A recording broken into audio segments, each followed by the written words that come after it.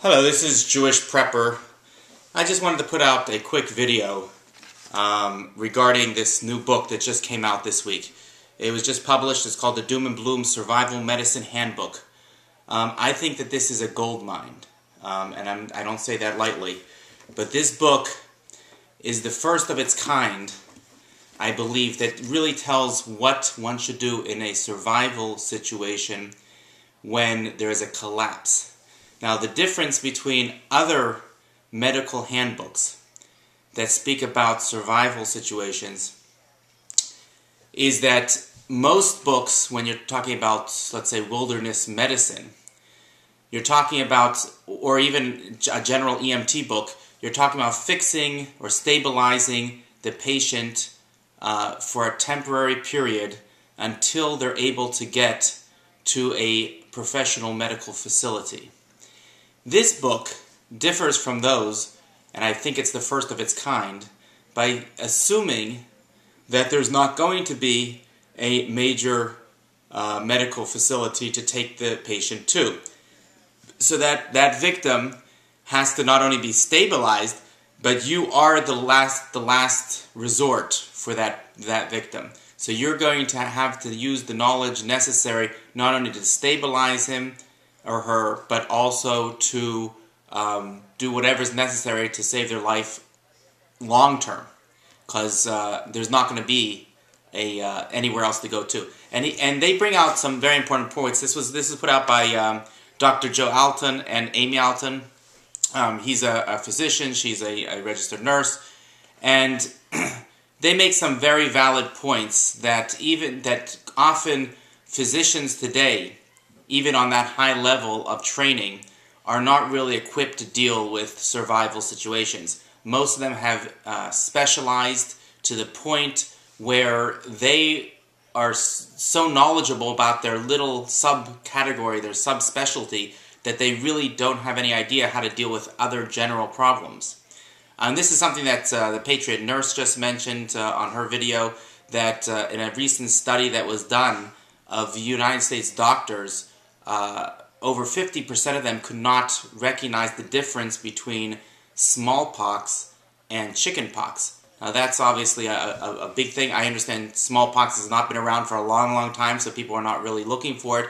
But if there ever was an introduction of smallpox, and that could quickly become a pandemic where many of the general physicians here would not be able to even recognize it. But getting back to this book is really a resource that everybody should have. It goes through all the necessary, that's very somewhat basic. It goes through all the necessary precautions, things that need to be taken care of in a raw situation. Some other interesting things that they mention in here are that many physicians that you'll find out there are only deal with traditional medicine. And then you have, on the flip side, people that are into traditional medicine, into alternative medicine. He believes that either extreme is not good, and it's important to not only rely on traditional medicine, but also to delve into alternative medicine. And especially in a raw situation where you're not going to have access to pharmaceuticals, it's important to know how to get from nature certain medicines. And he deals with that as well.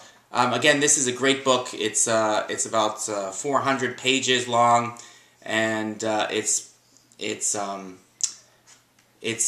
Doom and Bloom Medical Survival Handbook by Joe and Amy Alton, and I recommend it highly.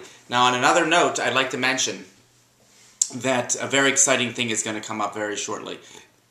I'm going to be filming at the end of this month, I believe the first time in the United States, in our nation's history, a prepper series. Now, I'm not talking about doomsday preppers. I'm not talking about some sort of reality TV.